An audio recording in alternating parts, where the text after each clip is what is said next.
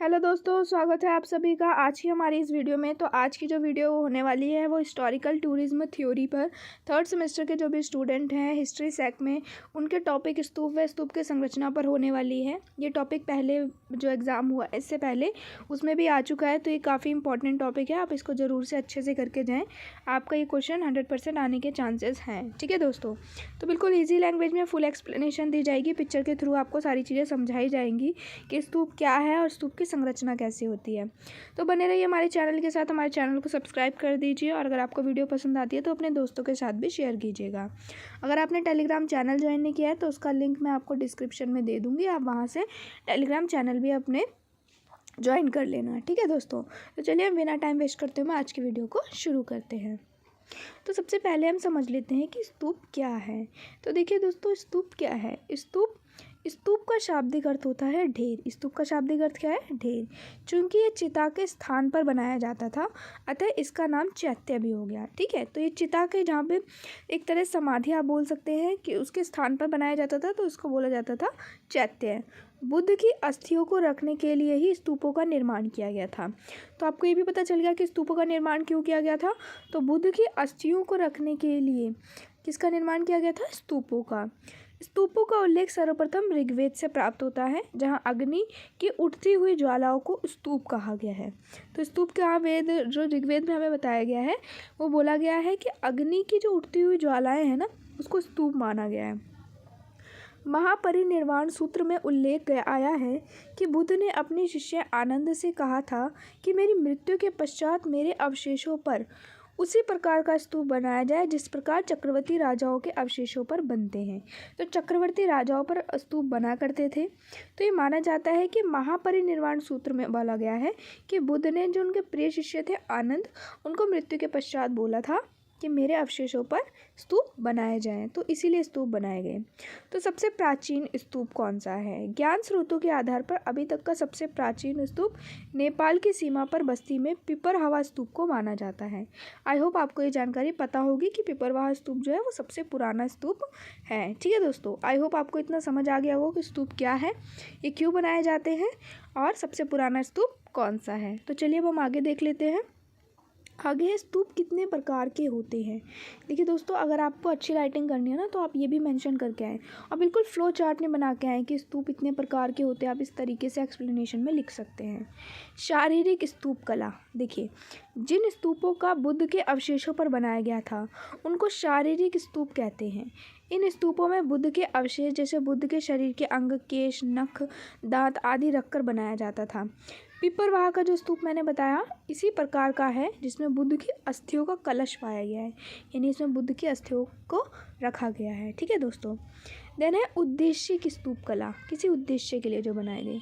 बौद्ध धर्म के किसी आख्यान, बुद्ध के जीवन की किसी घटना, उन्होंने जिन स्थानों को पवित्र किया उन पर बने स्तूप उद्देशिका कहे जाते हैं। ठीक है, किसी स्थान पर बुद्ध ने अपना कोई वाचन दिया था, बुद्ध के जीवन की कोई घटना उस जगह से रिलेटेड है तो पवित्र जगह मानी गई, तो उन जगहों पर जो स्तूप बनाए गए उनको उद्देश्यक स्तूप कहा जाता है। आई होप आपको इतना समझ आ गया है।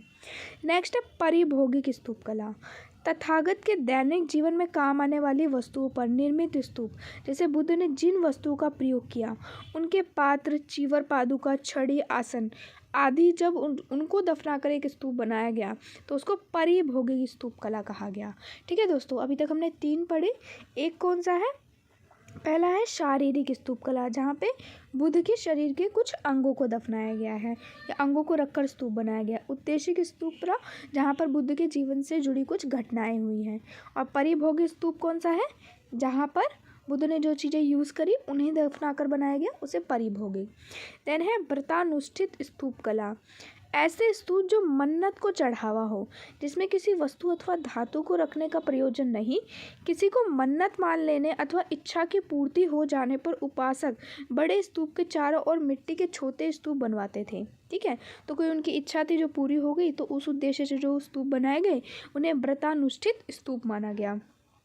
तक्षशिला हो गया, सारनाथ, नालंदा के प्रधान स्तूप के चारों तरफ मन्नत वाले स्तूप दिखाई पड़ते हैं, जो मन्नत के उद्देश्य से बनाए गए, कि उनकी मन्नत पूरी हुई तो इसलिए बनाए गए।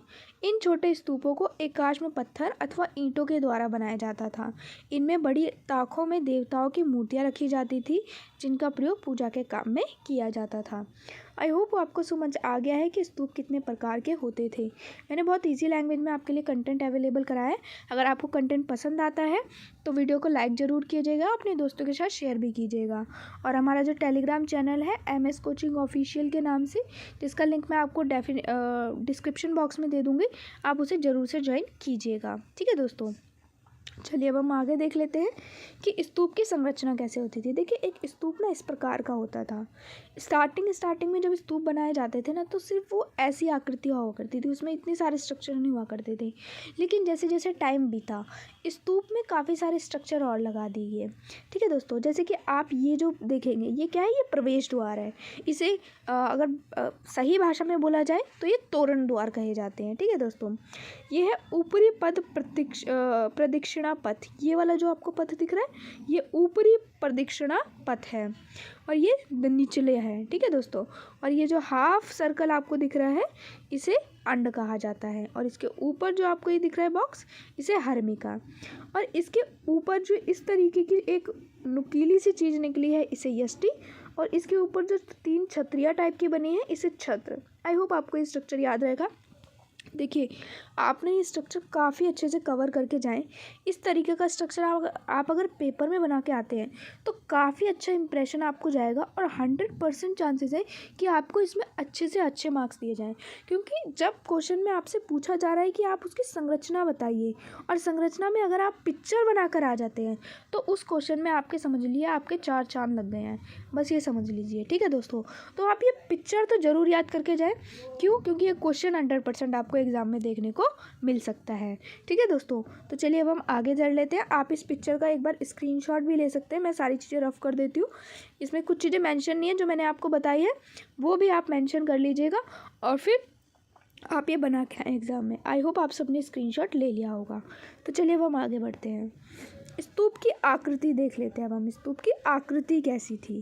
ठीक है दोस्तों, जो अभी आपने पिक्चर देखी उसके बारे में एक एक चीज़ें डिटेल में देख लेते हैं।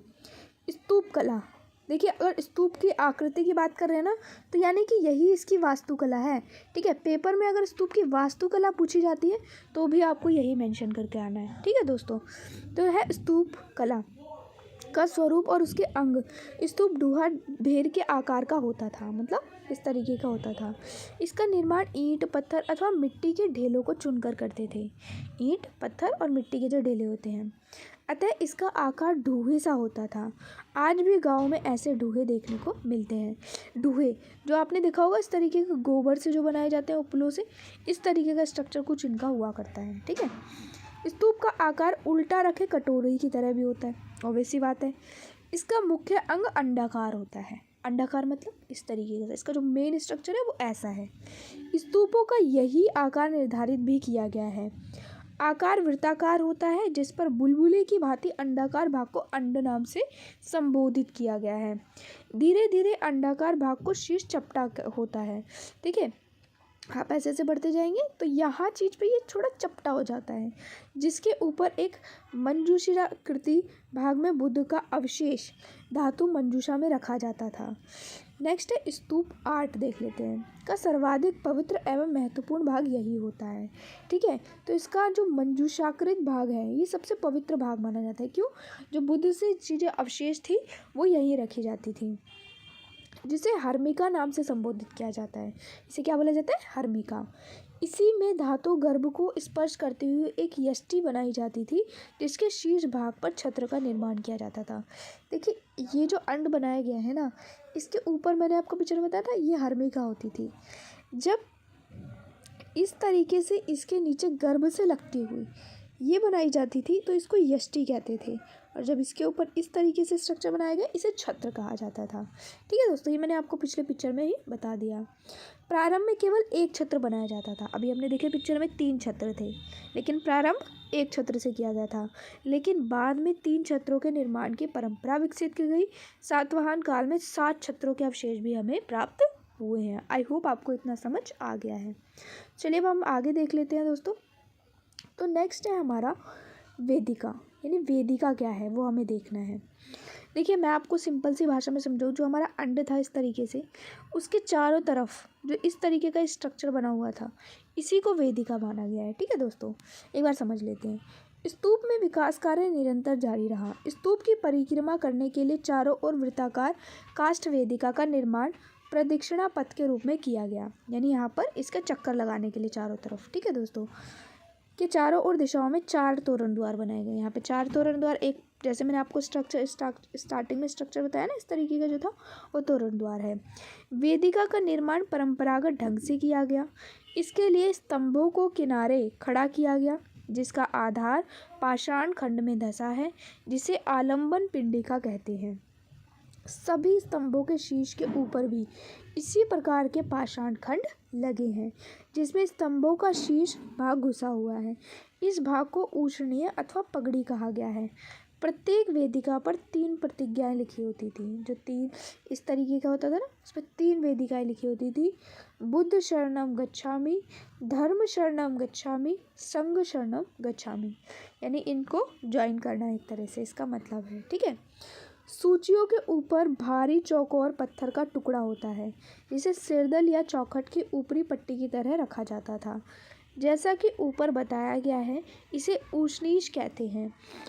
प्रदक्षिणा पथ पर मेधी के ऊपर जाने के लिए कुछ स्तूपों में एक सीढ़ी बनी है। यह ऊपर की मेधी तक जाती थी, यानी स्तूप के ऊपर की तरफ जाने के लिए।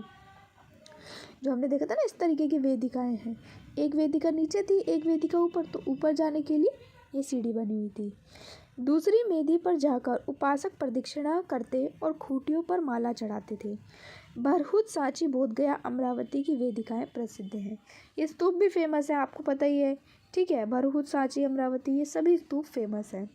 चलिए अब हम आगे देख लेते हैं। नेक्स्ट अब हमें देखना है तोरण द्वार के बारे में। तोरण द्वार क्या है? स्तूप कला के चारों तरफ 4 तोरण द्वार दिक्पालकों के प्रतीक हैं। तो कितने स्तूप के चारों तरफ कितने तोरण द्वार हैं? 4 तोरण द्वार हैं, मतलब एक तरह से प्रवेश द्वार। तोरण द्वारों के निर्माण की अपनी विशिष्ट शैली होती थी। 2 विशाल स्तंभ प्रवेश द्वारों के दोनों किनारों पर खड़े किए जाते थे, यानी पहले यहाँ पे 2 विशाल स्तंभ खड़े किए जाते थे, फिर इस तरीके से प्रवेश द्वार बनाया जाता था। उनके उधर भाग में चूल काटकर समान अंतराल में 3 आड़ी धरने इस प्रकार डाली जाती थी कि उनका कुछ भाग बाहर निकल जाता था। ठीक है, तो ये इस तरीके से, ये इस तरीके से, और 3 इस तरीके से डाली जाती थी। आप एक बार पिक्चर भी देख लेना। ठीक है दोस्तों, आपको समझ आ जाएगा। फिर तीनों आड़ी धरणों को 3-3 लंबवत स्तंभों से उसी प्रकार जोड़ा गया, जैसे कि वेदिका के स्तंभ। ये तोरण द्वार मूर्तियों से अलंकृत होते थे। ये जो तोरण द्वार बनाए गए हैं ना दोस्तों, इस पर काफ़ी सुंदर सुंदर नक्काशी की गई थी।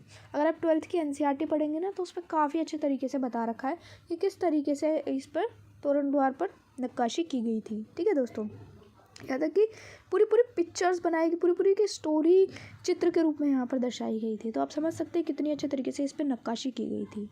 आई होप आपको इतना समझ आ गया है।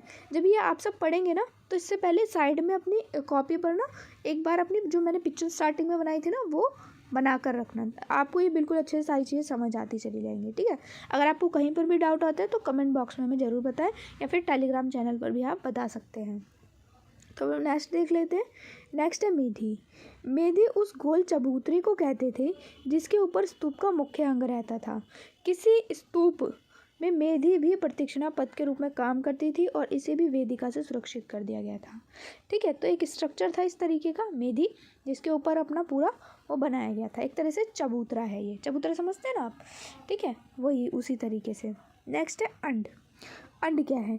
पानी के बुलबुले के आकार अथवा औंधे कटोरेनुमा स्तूप का ये ठोस भाग अंड कहलाता था, और वस्तुतः यही स्तूप का मुख्य भाग होता था। ये जिस तरीके का स्ट्रक्चर है, इसे ही अंड कहा गया है। संपूर्ण भारतीय वास्तुकला में केवल स्तूप ही ऐसा भवन है जिसके भीतर नहीं जाया जा सकता था, क्योंकि यह ठोस होता था। ठीक है दोस्तों, अगर आप कोशिश करें कि इसके अंदर जाएं, तो वहाँ आप नहीं जा सकते, क्योंकि कैसा है? ठोस है। आई होप आपको इतना समझ आ गया है। ठीक है, नेक्स्ट अब हम देख लेते हैं हर्मिका के बारे में। अभी मैंने बताया हर्मिका जो है वो इस तरीके की एक पेटी हुआ करती थी चौकोर सी, ठीक है। अंड के ऊपरी भाग में प्रायः अस्थि पेटिका गाड़ कर रखी जाती थी। उसके चारों ओर प्रायः चौकोर वेदिका से जो ऊपरी भाग घेर दिया गया जाता था उसे हर्मिका कहा जाता था। मैंने आपको बता ही दिया, ठीक है, यहाँ पे इसे ही हर्मिका कहा जाता है। नेक्स्ट है छत्र। अस्थि पेटिका के ऊपर एक पत्थर की यष्टि खड़ी की जाती थी, ठीक है दोस्तों। मैं आपको यहाँ समझा देती हूँ, ये है हमारी हर्मिका, इसके ऊपर एक यष्टि खड़ी की जाती थी, ठीक है दोस्तों। और इसके ऊपर जो ये छतरी नुमा करती थी इसे ही छत्र कहा गया है। और उसके शीर्ष पर 1 अथवा 3 गोल छत्र रखे जाते थे। सांची शिल्प में 3 से अधिक 5 छत्र भी अंकित पाए गए हैं। आई होप आपको इतना समझ आ गया होगा, बहुत ही ईजी है। चलिए हम आगे देख लेते हैं। सोपान यानी किस तरीके से ये बनाया जाता था, चरण क्या रहते थे, अब हमें ये देख रहे हैं, ठीक है दोस्तों। तो इसका चरण समझ लेते हैं। मेधी प्राय ऊंचा हुआ करता था। मेधी जो था ना वो जमीनी तल से ना थोड़ी ऊंचाई पर हुआ करता था, इसलिए मेधी पर उतरते चढ़ने के लिए जीना बनाया जाता था जिसे सोपान कहते थे, ठीक है। तो उस पर चढ़ने उतरने के लिए वैसी बात ऊंचा है। सांची के विशाल स्तूप के दक्षिणी द्वार की दिशा में यह सोपान है। विभिन्न कालों में स्तूप निर्माण की शैली का विकास मौर्य काल के पहले स्तूप प्राप्त नहीं होते।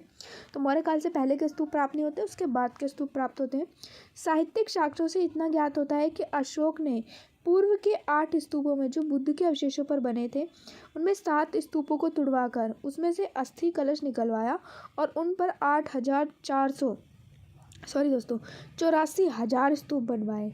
रामग्राम का कोलिया स्तूप अशोक ने नहीं तुड़वाया। उस काल के इस स्तूप का बचा कुचा भाग गंगा की लहरों में समा गया।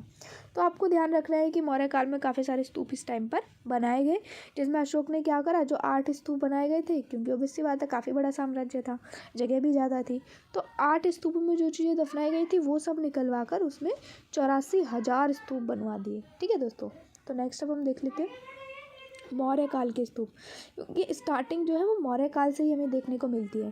तो चलिए दोस्तों इसको भी समझ लेते हैं अच्छे से। मौर्य काल के स्तूप अशोक द्वारा निर्मित स्तूपों के साक्ष्य पुरातत्व द्वारा प्राप्त होते हैं। बौद्ध अनुश्रुतियों के अनुसार अशोक ने 84,000 स्तूपों का निर्माण कराया था। ऐसा कथन बिना प्रमाण के विश्वास योग्य नहीं है, ठीक है। कोई प्रमाण नहीं मिलता, बस हमें अनुश्रुतियाँ मिलती हैं। अनुश्रुतियाँ मतलब कहीं कहीं बातें मिलती हैं, लेकिन इस पर विश्वास नहीं किया जा सकता। विदेशी विवरणों से ज्ञात होता है कि अशोक ने बहुत से स्तूपों का निर्माण करवाया था। इन स्तूपों को विदेशी पर्यटकों ने भी देखा था। इनमें सारनाथ, पिपरहवा, बोधगया, भरहूत, सांची आदि कतिपय संशोधनों के साथ ये स्तूप आज भी विद्यमान है। सभी स्तूप विद्यमान नहीं हैं, लेकिन हमें कुछ स्तूप विद्यमान मिलते हैं। इनमें पहले मिट्टी, ईंट और लकड़ी का प्रयोग किया गया था, बाद में इन्हें पत्थर में बदल दिया गया। हर्मिका से पहले एक छत्र था, बाद में उनकी संख्या 3 से 7 हो गई। जो तोरण जो आज के पत्थर हैं पहले लकड़ी के बने होंगे, आज हमारे सामने उनका संशोधित रूप ही विद्यमान है, ठीक है दोस्तों। तो हम देख लेते हैं भरहूत का स्तूप। इसकी खोज किसने की? जनरल कनिंघम के द्वारा 1873 में की गई थी। यह मध्य प्रदेश के इस स्तूप के अधिकांश अंग इस समय कलकत्ता के राष्ट्रीय संग्रहालय में सुरक्षित हैं। 68 फुट व्यास वाले इस स्तूप का निर्माण सम्राट अशोक द्वारा किया गया तथा शुंग काल में इस स्तूप में और अधिक विकास भी किया गया। आई होप आपको समझ आ गया होगा। भरहूत स्तूप की खोज जनरल कनिंघम ने की थी। यह मध्य प्रदेश के सतना नगर के दक्षिण में स्थित है। इस स्तूप के निर्माण का जो अधिकांश अंग है वो कलकत्ता के राष्ट्रीय संग्रहालय में स्थित है, ठीक है। यहाँ पर ज़्यादा मूर्तियाँ वगैरह नहीं है अभी, जो कि उठाकर कलकत्ता का जो नेशनल म्यूजियम है वहाँ रख दी गई है, ठीक है दोस्तों। तो अब हम आगे देख लेते हैं। नेक्स्ट है अमरावती का स्तूप। अब हम समझ लेते हैं। देखिए, द्वितीय शताब्दी ईसा पूर्व में स्तूप पर वास्तु परंपरा विंध्य से हटाकर दक्षिण में भी विकसित हुई, ठीक है। उस समय वहाँ सातवाहनों का राज्य था। कौन सा वंश? सातवाहन वंश, जो अपनी माताओं को ज़्यादा इंपॉर्टेंस देते थे। यहाँ स्तूपों का निर्माण सातवाहन राजाओं के ही प्रोत्साहन का परिणाम था। मतलब ये स्तूप सातवाहन राजाओं ने बनवाए। अमरावती स्तूप इस समय अपने मूल स्थान पर नहीं है, बल्कि ब्रिटिश संग्रहालय मद्रास और कोलकाता संग्रहालय में देखा जा सकते हैं। देखिए, जो अमरावती का स्तूप है ना, ये जो अमरावती का स्तूप है, आज इसकी जितनी भी मूर्तियाँ हैं वो आपको 3 संग्रहालयों में देखने को मिलेंगी। एक है ब्रिटिश संग्रहालय मद्रास और कोलकाता संग्रहालय में आपको देखने को मिलेंगी। अमरावती स्तूप के वास्तविक स्वरूप के अनुमान लगाने के लिए मुख्य 3 स्रोत हैं। मतलब अमरावती के स्तूप के बारे में जानने के लिए हमारे पास कितने स्रोत हैं? 3 स्रोत हैं। इस स्तूप का जब पता लगा तो अमरावती में इसके कुछ ही अवशेष बिखरे मिले।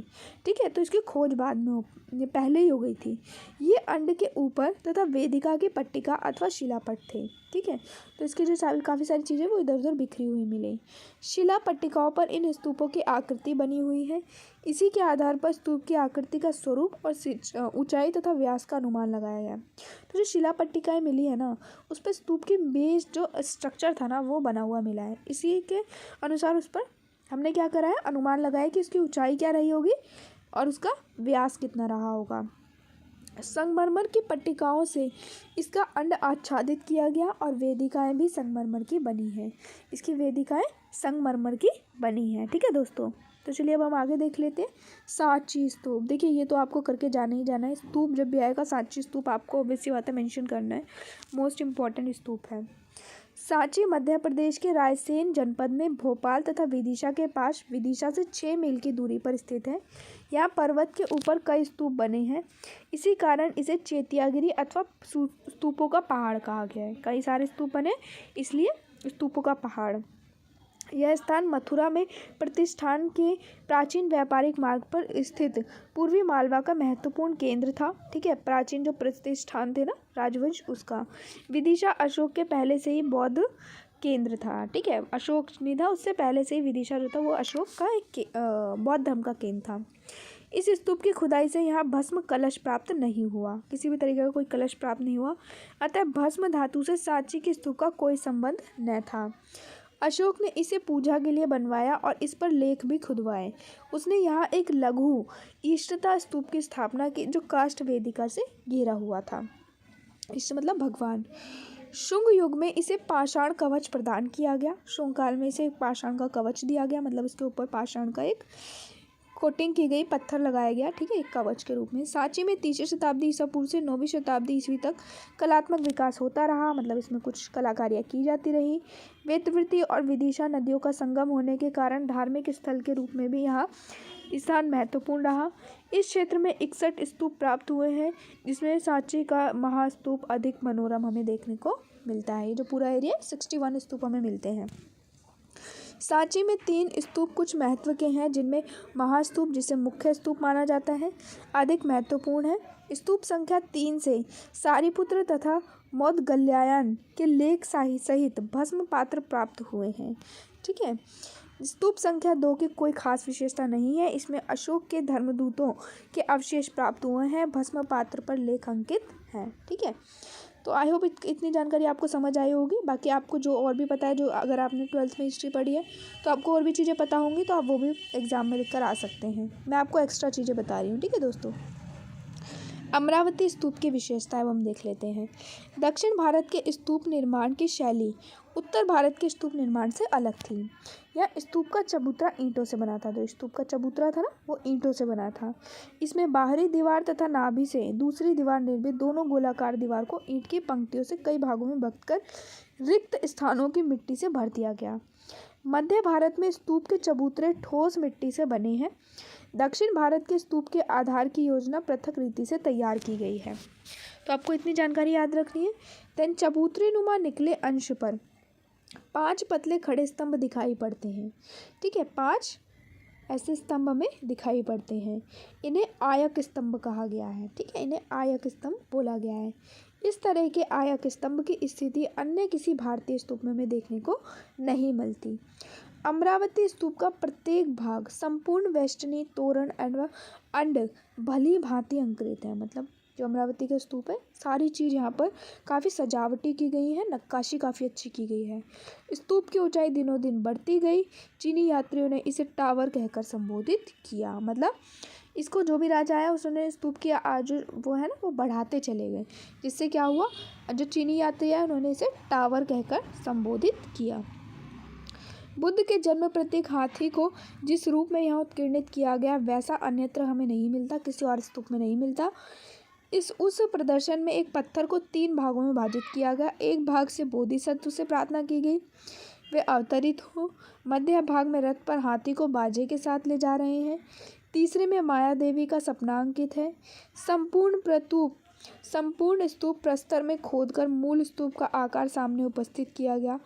4 प्रधान प्रतीक यहाँ पे देखने को मिलते हैं, हाथी, वृक्ष, चक्र और स्तूप के अतिरिक्त भगवान बुद्ध के चरण चिन्ह को सुंदर रीति से यहाँ पर उत्कीर्णित किया गया है। ठीक है दोस्तों, इतना आपको इसके बारे में जानकारी याद रखनी है। मैंने काफ़ी डिटेल में आपको सारी चीज़ें बताई हैं।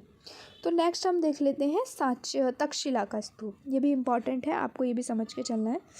तक्षशिला का स्तूप, सर जॉन मार्शल ने तक्षशिला के चीर तोपे स्तूप का उत्खनन किया। इस स्तूप में गुंबद का बाहरी हिस्सा पत्थर का बना है और बोधिसत्व के विभिन्न रूपों से अलंकृत था। जो बोधिसत्व के अलग अलग रूप हैं उस पर उनका उत्खनन था। इस स्तूप का निर्माण कनिष्क द्वारा कराया गया। कनिष्क आपको याद रखना, कुषाण वंश का इम्पॉर्टेंट शासक थे, उन्होंने करा। ये गंधार शैली में निर्मित स्तूप है। ठीक है, गंधार शैली में बनाया गया। ये पेशावर के निकट शाहजी ढेरी में एक स्तूप का निर्माण कनिष्क द्वारा करवाया गया, जिसका जिक्र फाहियान जो चीनी यात्री था उसने भी किया है। इसकी वास्तुकला भी गांधार कला का नमूना है। आई होप आपको इस जो इम्पोर्टेंट स्तूप है वो मैंने करा है, आई होप आपको समझ आए होंगे। प्लस मैंने आपको इसका स्ट्रक्चर भी करा दिया है। ठीक है दोस्तों, आई होप आपको सारी चीज़ें समझ आ गई होंगी काफ़ी अच्छे से। तो दोस्तों आप देखिए, आपको ना अगर अभी तक आपने हमारा टेलीग्राम चैनल ज्वाइन नहीं किया है ना, तो आपको टेलीग्राम डाउनलोड करना है और उस पर सर्च मारना है MS कोचिंग ऑफिशियल। ठीक है दोस्तों, और वरना मैं आपको डिस्क्रिप्शन में लिंक दे दूँगी। आप ना टेलीग्राम डाउनलोड करके उस लिंक पर टच करेंगे ना तो आपका ज्वाइन हो जाएगा। ठीक है दोस्तों, नहीं तो आप MS कोचिंग ऑफिशियल भी सर्च करेंगे तो भी आपको ऊपर ही हमारा चैनल मिल जाएगा, आप वहाँ से भी ज्वाइन कर सकते हैं। अगर आपको वीडियो पसंद आती है, हमारे पढ़ाने का तरीका पसंद आता है, अगर आपको कोई भी हेल्प मिली हो तो शेयर ज़रूर कीजिएगा अपने दोस्तों के साथ। चलिए दोस्तों, फिर मिलेंगे एक नई वीडियो के साथ। आप बने रहिए हमारे